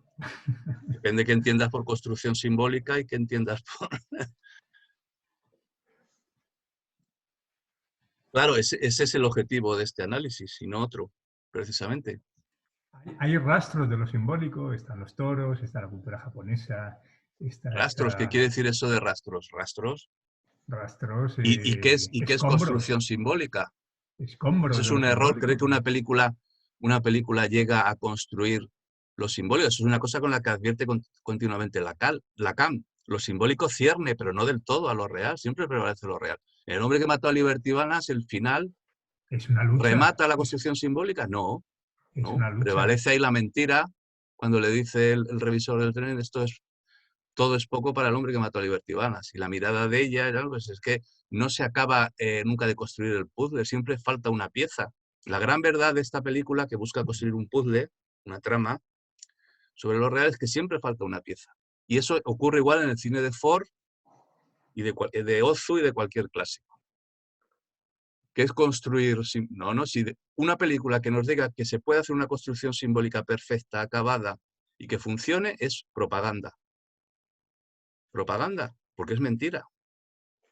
¿No? Las construcciones simbólicas nunca se acaban, siempre queda una pieza sin encajar, porque si no, estaría la sociedad perfecta, pues entonces vamos todos a construir simbólicamente y buscaremos la perfección en el pasado, en el futuro, en la utopía. Entonces estamos haciendo política, y política de la peor, la totalitaria, que busca la solución total, la construcción simbólica total. Eso es peligrosísimo, vamos. El arte te dice siempre, insisto, el clásico, el más clásico incluso, que falta una pieza. Luego siempre son restos de De lo acuerdo. simbólico, lo simbólico nunca está acabado. Esa es la cuestión. Entonces lo que hay que ver es cómo aparecen esos restos y a ver si nos da tiempo hoy, por lo menos, a ver. Bueno, el silogismo aquí, perdón, se ha ido esto. Ya, bueno. ¿Cómo lo veis? Bien. ¿Lo veis bien? Sí. Vale. Como sabéis, el silogismo en Aristóteles, en la lógica aristotélica, se construye en 3 fases. Premisa mayor, si Federico García Lorca no hubiese nacido, vamos a dejar que esto ya filosóficamente es rechazable, porque Federico García Lorca nació y no podía hacer otra cosa nada más que nacer, pero bueno, vamos a aceptarlo en el campo de la lógica silogística. Por tanto, si no nace, no puede escribir ni un solo verso. Ahí hay una conexión, ¿no?, entre la premisa mayor y la premisa menor. Creo que estamos de acuerdo. Y luego está la conclusión. Este es el silogismo de la lógica más elemental. Por tanto, 2 más 2 seguirían siendo 4. Seguirían siendo 4 independientemente de eso, de que no hubiera nacido Federico García Lorca y no hubiese escrito ningún. Solo eso. Pero estaréis de acuerdo conmigo en que esto no es posible. Es decir, de que Federico García Lorca no hubiese nacido y no hubiese escrito un solo verso, ahí hay una relación lógica, pero eso no tiene nada que ver con que 2 más 2 sigan siendo 4, ¿no? No hay una relación silogística. ¿Y qué es lo que nos plantea esto? Bueno, que sí, que en realidad no hay más que un silogismo. Lo que construye este enunciado es un antisilogismo, un no silogismo, que no hay relación nosiológica en el campo de la sabiduría, del conocimiento, del saber, entre el saber nosiológico de un poema, de la poesía, y el saber nosiológico de las matemáticas. Es decir, que los poemas de García Lorca los haya escrito o no los haya escrito, no modifican el hecho matemático de que 2 más 2 sean 4. Y esto supone una discontinuidad, una falta de relación. Como he dicho, no hay relación silogística, ni lógica, ni nosiológica. Es decir, que los poemas, la poesía, lo poético no modifica lo matemático. Hay una discontinuidad entre esas 2 funciones del lenguaje. Bueno, esto tiene que ver con un concepto clave en la filosofía de Gustavo Bueno y que ya hemos utilizado otras veces y que conviene reivindicar, que es la idea de Simploqué, que dio lugar a un famoso libro de filosofía de tercero debut que estuvo prohibido y hubo una especie de escándalo, que escribió con otros 2 filósofos, Gustavo Bueno. Pues casi todo es suyo, de Gustavo Bueno. Y que bueno, me río yo con lo de que sea para tercero debut. Yo lo he intentado leer y os aseguro que he sudado tinta china, pero china, ¿no? Espesa además. Es dificilísimo de leer este libro. Es un disparate que sea para tercero debut. Es una broma casi macabra de Gustavo Bueno. Probablemente todos los libros de Gustavo Bueno son difíciles de leer, pero este especialmente. Y eso que es una especie de manual, ¿no? Pero bueno, el concepto de Simploqué, que ya lo hemos hablado otras veces, lo toma, como tantas otras cosas, Gustavo Bueno, de la filosofía de Platón, en concreto de 2 obras de Platón, El filósofo y otra. Bueno, aunque en Platón está enunciado de otra forma, lo reelabora y muy bien Gustavo Bueno. Y es una idea contra dos posiciones filosóficas que son el monismo, sobre todo en el campo de la ontología o de la metafísica, inicialmente en el campo de la metafísica, pero digamos en el campo de la ontología, que son el monismo y el atomismo. El monismo, que dice que todo está relacionado con todo. Y el atomismo, que dice que nada está relacionado con nada. No hay relaciones. La realidad está construida con átomos discontinuos que no tienen ninguna relación. Bueno, yo creo que el monismo y el atomismo, y de ahí su importancia metafísica, están muy bien para definir lo real. Lo real es a la vez, ahí es donde está la paradoja, pero es una forma perfecta de definir lo real. Lo real es aquello que es a la vez monista y atomista. En lo real todo está relacionado con todo y nada está relacionado con nada. Pero en la realidad, en eso estoy de acuerdo con Gustavo Bueno, rige un pluralismo de la discontinuidad. Hay una pluralidad, pero discontinua, como acabamos de ver. Hay una discontinuidad entre lo poético y lo matemático. El enunciado de la Simploqué es no todo está relacionado con todo. Hay una discontinuidad. Y eso es fundamental para entender lo que yo he propuesto como la teoría de las tres funciones del lenguaje. Recordaréis lo poético, lo científico o epistemológico y lo ideológico. Son las tres funciones posibles del lenguaje. Y efectivamente, desde el punto de vista de las funciones del lenguaje, lo poético, la función poética o estética, de los poemas de García Lorca, son discontinuos, funcionan en un campo del saber y de la verdad completamente diferente a los de la ciencia o la técnica, en la función científico-técnica de la verdad. Por tanto, suscribo que hay una discontinuidad noseológica, una autonomía en ese campo relacional. Ahora, y este es el debate con la película y que tiene que ver con lo que decías, Lorenzo, de si hay aquí una aparición de lo simbólico o no, está totalmente excluido. Desde el punto de vista de las funciones del lenguaje, la poesía y la ciencia forman parte del campo de lo simbólico. Su relación es simbólica. Es decir, los poemas de García Lorca se relacionan con las matemáticas a través de una relación simbólica. Y una conexión, se relacionan entre sí en el campo de lo simbólico, en tanto que el lenguaje, un poema es lenguaje y un enunciado matemático, un teorema matemático es lenguaje, un poema y un teorema matemático se relacionan entre sí simbólicamente y conectan, en esta diferencia entre relación y conexión, conectan con el campo de la verdad. La verdad tiene que ver con la ciencia y con el arte. Y la ideología con lo contrario, ¿no? Con vivir de espaldas a la verdad, vivir engañados. Bueno, llegamos así al segundo enunciado, que es un enunciado ya que ni siquiera se puede plantear desde el punto de vista de la lógica aristotélica. La premisa mayor, si Napoleón no hubiese invadido España hace 200 años, premisa menor, y ahora estuviésemos aquí dando esta clase en francés, es absurdo, ¿no? Porque si Napoleón no hubiera invadido España, ¿por qué iban a estar dando esa clase en francés? A mí es una cosa que la primera vez que lo oí ya me chocó muchísimo, no sé qué os parece a vosotros. No hay ninguna relación. Es una discontinuidad absoluta. Napoleón no invade España, ¿vale? ¿Por qué iban a estar entonces dando la clase en francés? Sería al contrario, si Napoleón hubiera invadido España y hubiera triunfado, que sería lo contrafáctico, España se hubiera convertido, como plantea Elvira Roca y otros historiadores, en una colonia francesa ya. Antes era un protectorado con los Borbones, pero entonces se hubiera convertido, porque la guerra de independencia en realidad fue una guerra entre afrancesados, los Borbones que querían seguir siendo un protectorado y los napoleónicos que querían ser ya una colonia total de Francia, ¿no? Pues si hubieran ganado los napoleónicos, José I hubiera seguido siendo rey, ahora estarían dando la clase en francés, pero no al revés. Y luego ya la conclusión, 2 más 2, por supuesto, seguirían siendo 4, pues son 3 discontinuidades manifiestas. Ahora que nos introducen aquí en el campo de lo ideológico, ¿no? Y me remito a este libro tan importante de María Elvira Roca Barea, de fracasología, que ya en su título lleva lo de las élites afrancesadas, desde el siglo XVII, XVIII hasta el siglo XVIII hasta nuestros días. Y esto, en un análisis detenido de la ideología subyacente a Magical Girl, pues aparecería aquí todo esto. No es casualidad que haya elegido precisamente ese enunciado que tiene que ver con la guerra de independencia, que es algo muy importante en la ideología contemporánea española, aún hoy, ¿no? Bueno, todo esto despliega, en mi opinión, la función ideológica del lenguaje, que es negar la verdad.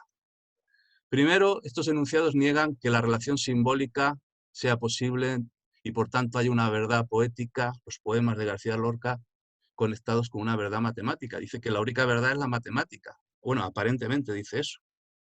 Luego niega esa relación simbólica en el campo de la verdad. Niega lo real del paso del tiempo. Y aquí es donde aparece Spinoza y aparecería Gustavo Bueno diciendo que esto es basura filosófica, ¿no? Porque no puede haber nada contrafactual. La flecha del tiempo es unidireccional, está ahí mal escrito.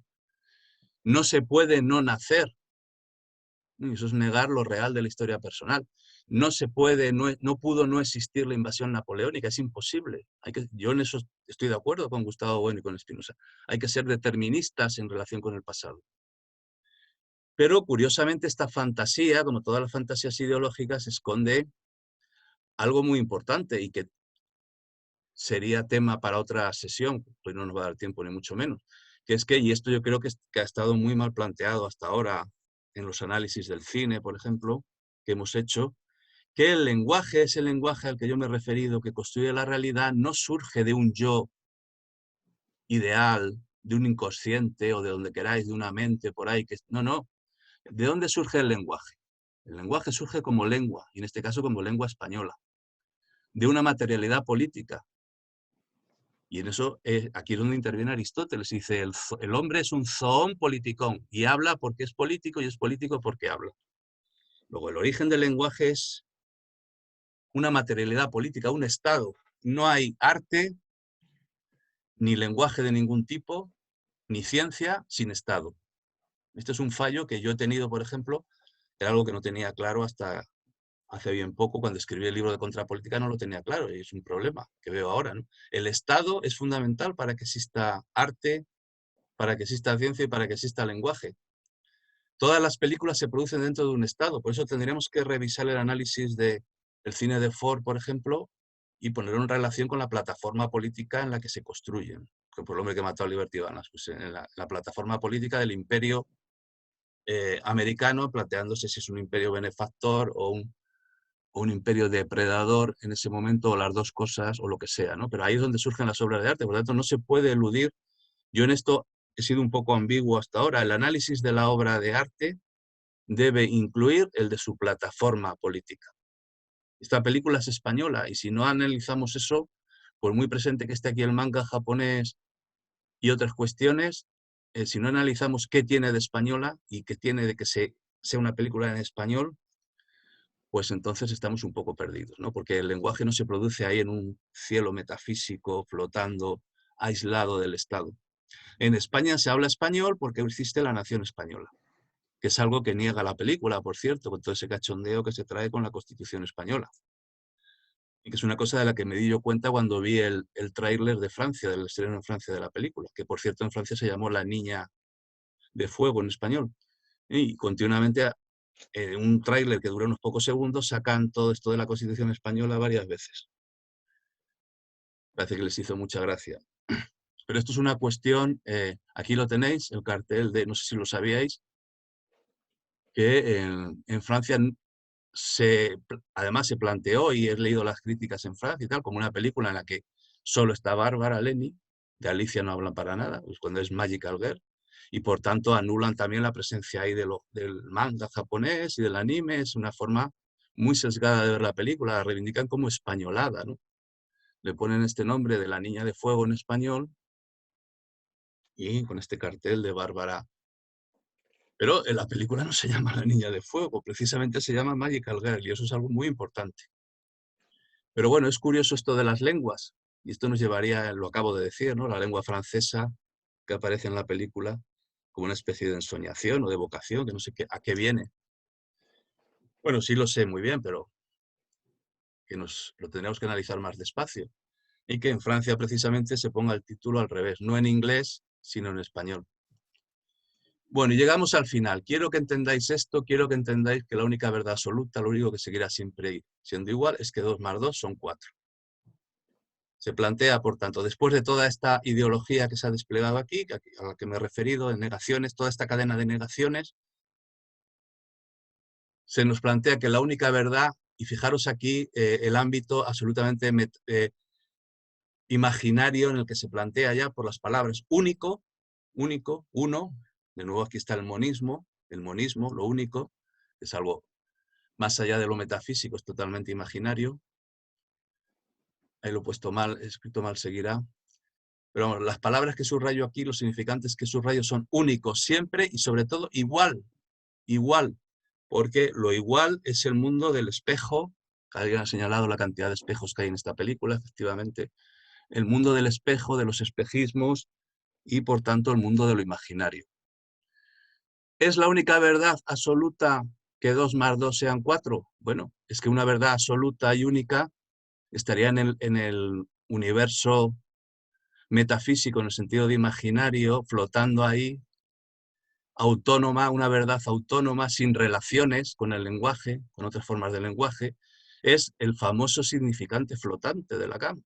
Sería un significante flotante. ¿Flotando a dónde? En el idealismo.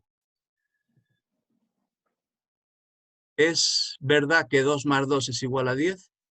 ¿Es verdad que 2 más 2 es igual a 11? ¿Es verdad que 10 más 10 es igual a 12? ¿Qué os parece? Abro un turno de... A ver, Joaquín, que tú sabes muchas matemáticas. ¿Andas por ahí, Joaquín? Sí. Ahora te toca a ti hablar. No sé. Yo lo que sí he pensado cuando escuchaba el discurso al principio de la película es que, no, efectivamente es verdad, 2 más 2 no es siempre 4. Claro. En matemáticas depende del cuerpo que se esté considerando. 2 más 2 puede ser igual a 0. 2 más 2 también puede ser igual a 1. Bueno, para esto habría que hablar, ¿no? de los tipos de cuerpos que existen. Eso es. Sí. Y en este lo caso... de 10 y 11 ahora mismo no sé por qué vendrá, no sé si será algo por binario, imagino, ¿no? Por binario, claro, ¿no? No, viene por el sistema numérico. Viene por el sistema numérico. Si tomamos un sistema cuatrinario, donde las cifras son solo 0, 1, 2 y 3, es decir, que no hay 4, 2 más 2 sería igual a 10, ¿no? ¿Lo entendéis? Los que no dominéis mucho las matemáticas. Lorenzo, tú que reivindicas ser de letras, hay que ser de letras y de ciencias, macho, no queda más remedio. ¿Lo entiendes?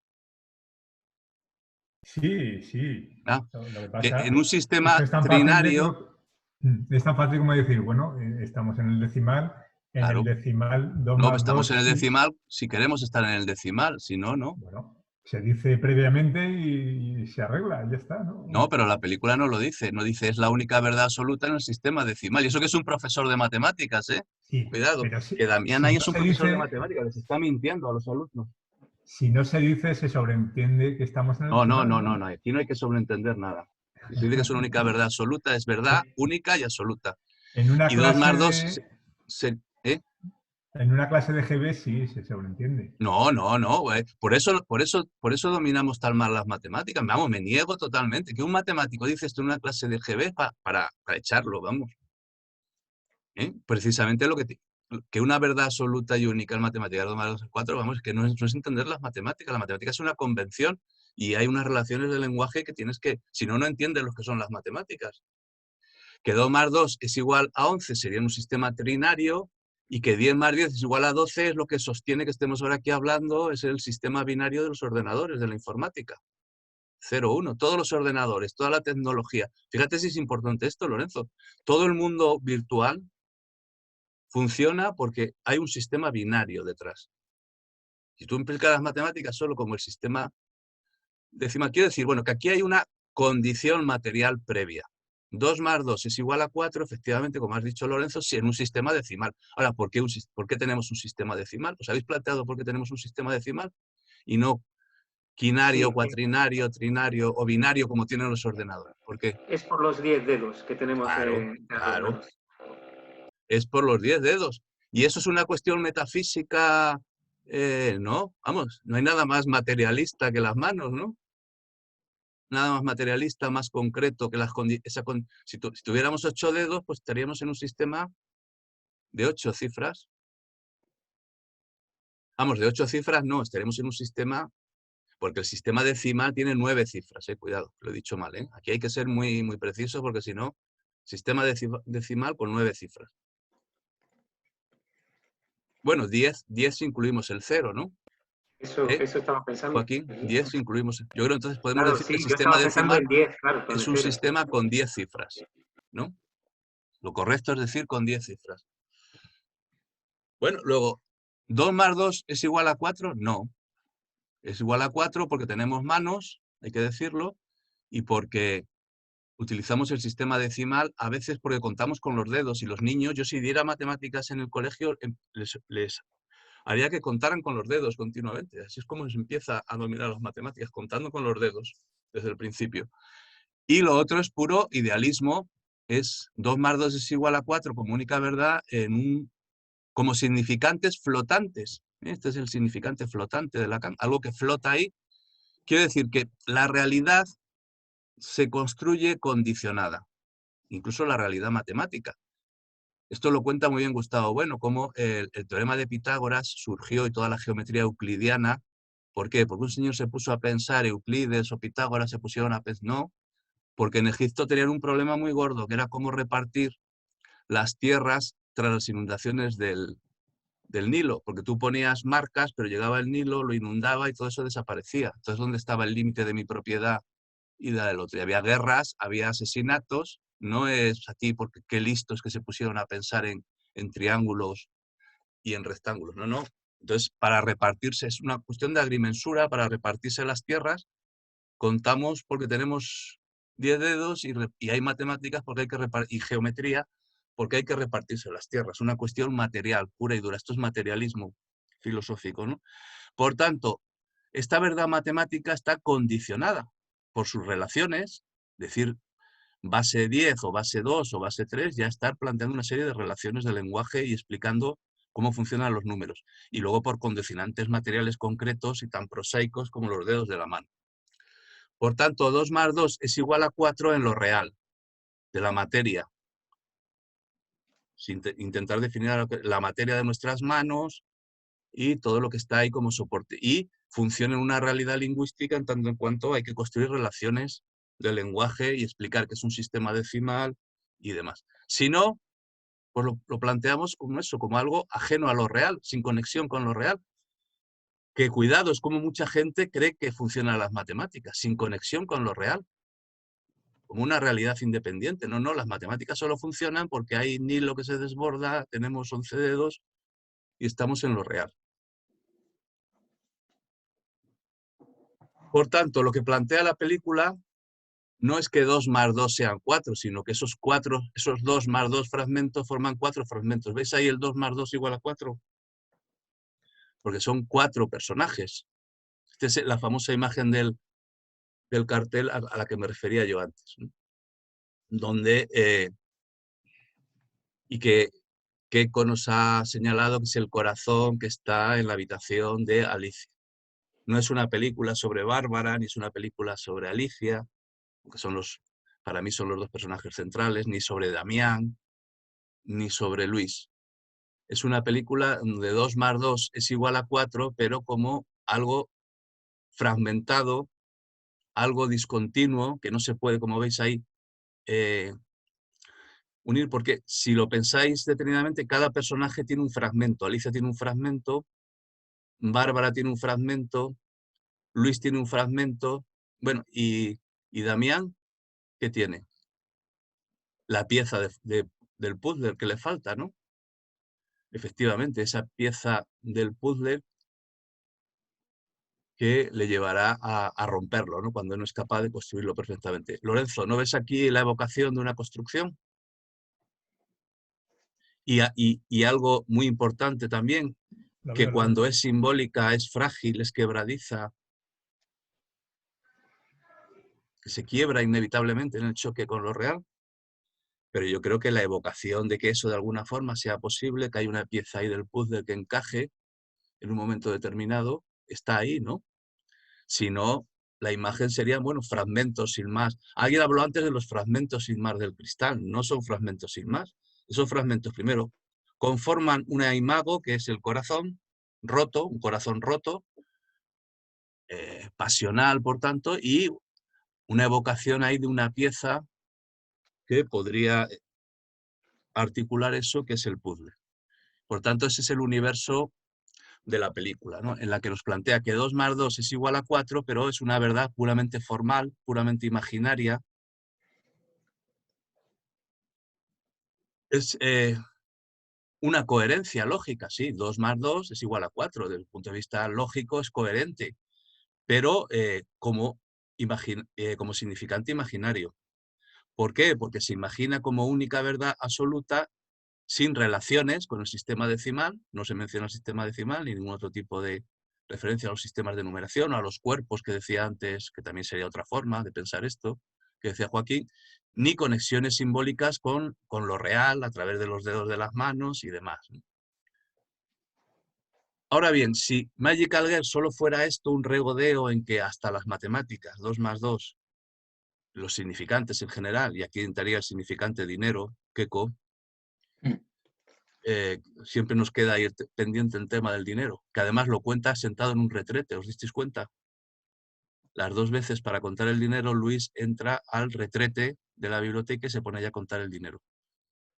Si solo existiera eso, si el significante fuera solo significante dinero y fuera solo algo imaginario, pues no sería obra de arte. Y esto es la cuestión clave, Lorenzo, de que la obra de arte tiene que aspirar o evocar lo simbólico. Y con esto Sí, eso está claro. no nos ha cortado Zul, ¿no? ¿Seguimos? ¿Hasta qué hora queréis que sigamos? Yo Una aquí me cosa, Luis, enrollo. antes de que se me olvide, eso de contar el dinero en el aseo está muy bien señalado y me recuerda al hermano de Ethan en Centauro del Desierto, cuando le da las A ver. monedas, cuando Ethan le da las monedas al hermano, Sí, cuando sí, llega sí. a la casa, este se agacha en una especie de que podría Fíjate, hacer sí, referencia también a muy un interesante. Es que tenemos aquí pendiente con Psicosis el tema del dinero y del retrete, claro. Y Keiko tenía muchas ganas de que llegara. Es que el tema del dinero es clave. ¿Sabéis? La película dura, por lo menos en la copia que tengo yo aquí, 2 horas 6 minutos. Buscar 1 hora y 3 minutos, ¿qué hay en el momento de 1 hora y 3 minutos? Es el centro de la película misma. A Luis contando el fajo de billetes en el retrete. Y es un inserto en el que mirarlo, si no lo creéis, ¿eh? Y está contando el fajo de billetes. Solo es esto, por tanto, los billetes, el dinero. Fijaros cómo funciona aquí el dinero. Los libros se venden al peso. No pesan por su saber o por lo que nos dan en el campo de lo noseológico, sino por el peso, ¿no? O sea, no pesan nada, por tanto, pesan como dinero, por tanto, no pesan nada en lo simbólico. Pero hay un momento muy interesante en la película que es este. Lo he puesto yo aquí. Creí que había puesto el vídeo, pues no lo he puesto. Bueno, creí que había puesto el vídeo, pero no sé qué ha pasado. Que Luis entra en la habitación de la niña, recordáis este momento, ¿no? Y abre el libro de Alicia y ve Deseo 1, Deseo 2, Deseo 3. Pues yo creo que estos deseos apuntan a lo simbólico, aunque solo sea porque son 3, ¿no? El número 3. Y cada uno de ellos nos habla de esos planos de la realidad. Oye, cuando queráis que acabemos me lo decís, ¿eh? Que yo aquí sigo y sigo, me decís, pues ya tengo aquí para rato, ¿eh? Yo creo que tendríamos que hacer otra sesión. Bueno, el que quiera apuntarse, que se apunte, porque ya que me habéis liado, y tengo para 2 o 3 sesiones, por lo menos. Deseo 1. Bueno, veis aquí lo puramente imaginario, ¿no? Todos son dibujos muy infantiles, además, con corazones, el famoso corazón. Y el deseo número 1, además, irradia, como veis ahí, tiene un halo imaginario, esos rayitos, y la forma de escribir el 1, totalmente retórica y demás. Y el deseo, que es puramente imaginario, delirante, ¿no? Convertirme en quien yo quiera.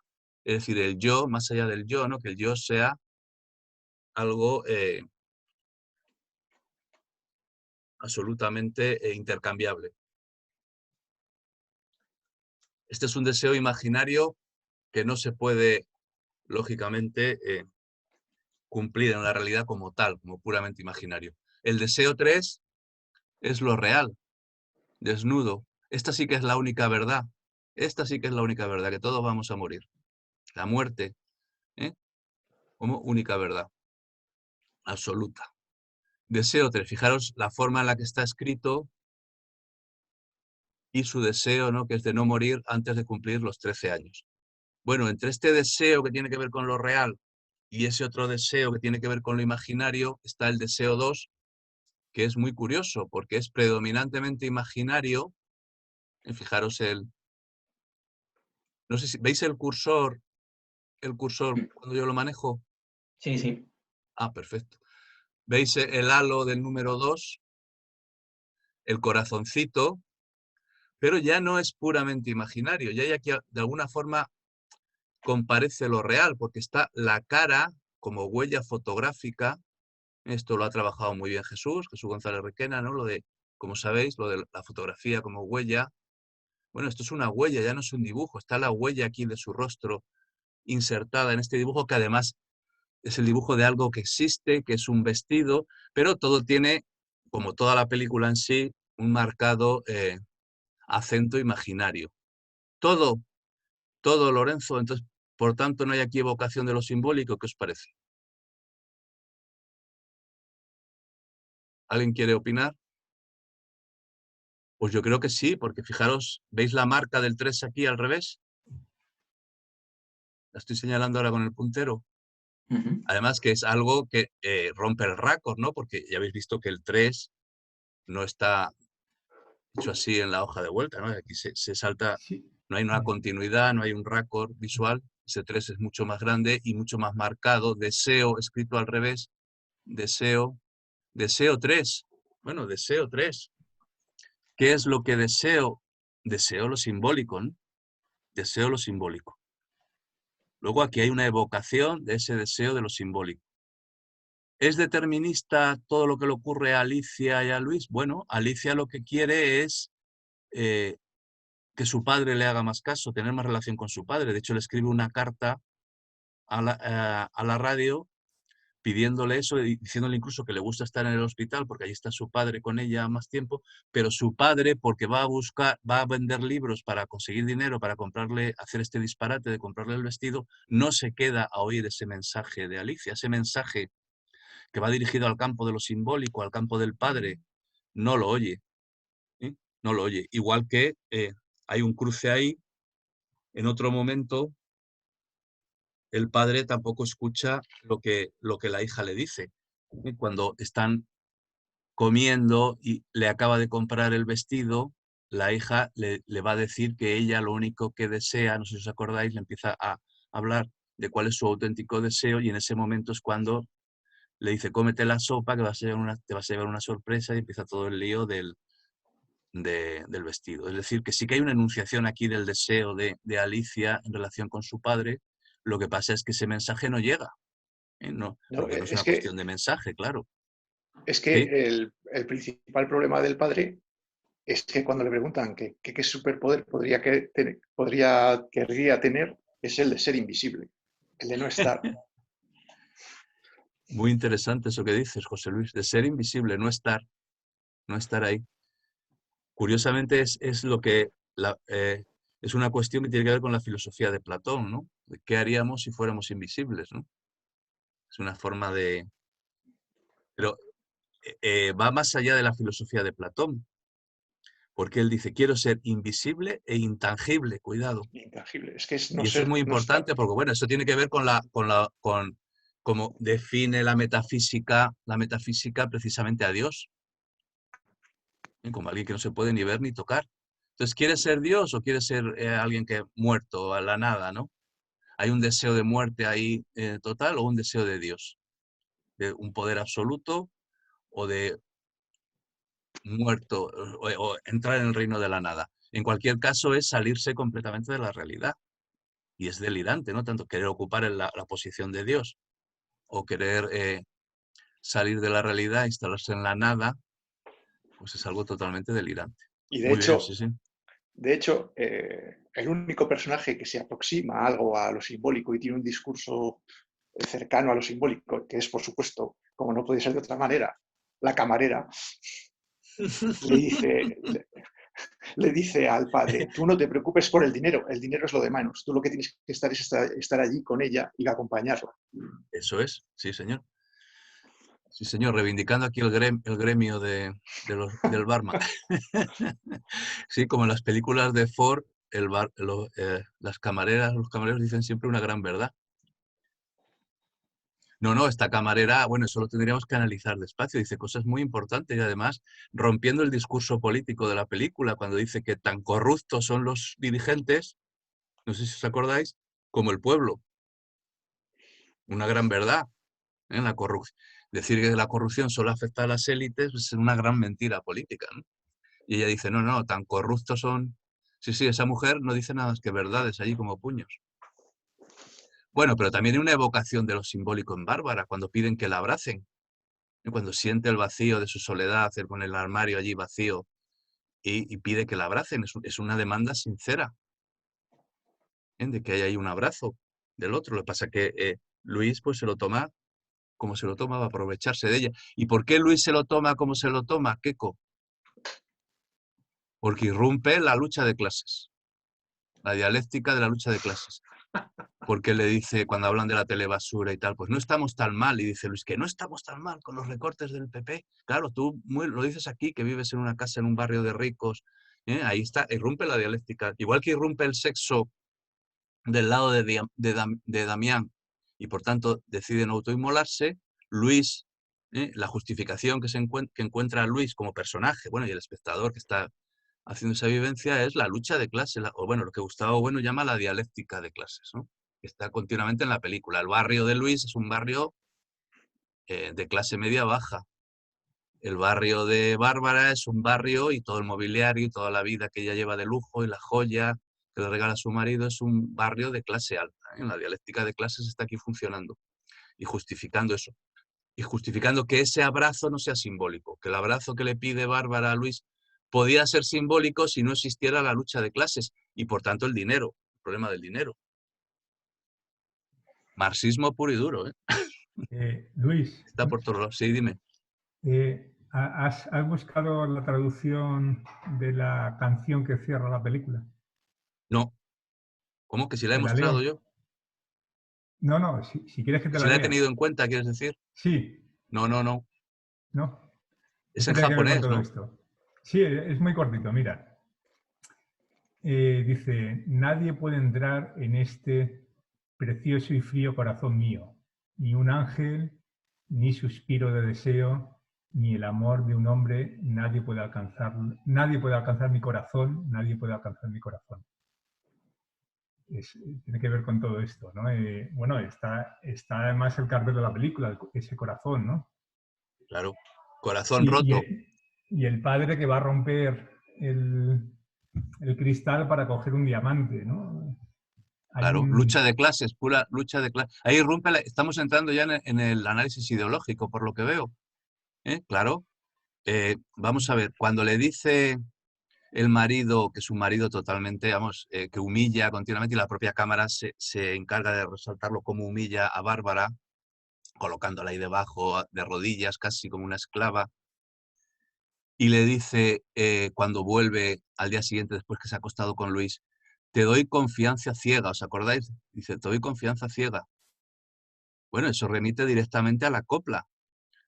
Cuando Manolo Caracol dice, soy un hombre, aunque tú eres una mujer de vida, bueno, disoluta, que has pecado, sin embargo te voy a acoger, te voy a salvar por un cariño ciego. Y en la copla funciona eso. El abrazo a esa mujer herida por la vida, pecadora, porque un hombre tiene cariño ciego. Sin embargo, aquí lo dice el marido, que es un auténtico tirano, que la esclaviza, que es un psiquiatra Foucaultiano, ¿no? Aquí está Foucault, ¿no? La psiquiatría como método de destrucción. Se lo dice eso precisamente para que no funcione. Dice, te tengo una confianza ciega, pero es más una relación sádica que otra cosa, ¿no? Quiero decir que esa es la ideología de la película y esa canción que tú nos acabas de leer, en mi opinión, remite al plano de la ideología. Pero bueno, una cosa es la ideología, porque Carlos Bermúdez es más progre que, bueno, es que no se puede ser otra cosa en España y en el campo del cine que progre, ¿no? Más progre que yo que sé. Pero aparte de lo que diga esa canción, aparte de que nadie pueda entrar en el corazón supuestamente del otro, que no sea posible, por tanto, la relación simbólica con el otro, porque si no podemos entrar en su corazón, no hay relación simbólica posible. Aparte de que el corazón estalle roto y tal, bueno, pero está ahí de deseo un 3, como veis en el dibujo. Deseo un mundo estructurado por la trilogía Mundo, Demonio y Carne. Ella se llama Asunción. Ella demanda un abrazo. En los momentos más conmovedores de Alicia son cuando le dice a su padre, a través de la radio, que se repite además en 2 escenas de la película, el mensaje, la carta a su padre en la radio, todo eso está ahí. Y ahí el corazón está pidiendo salir de ese aislamiento, de esa autonomía, que es una autonomía, por cierto, gnóstica total, ¿no? Y por tanto, en el fondo, diabólica.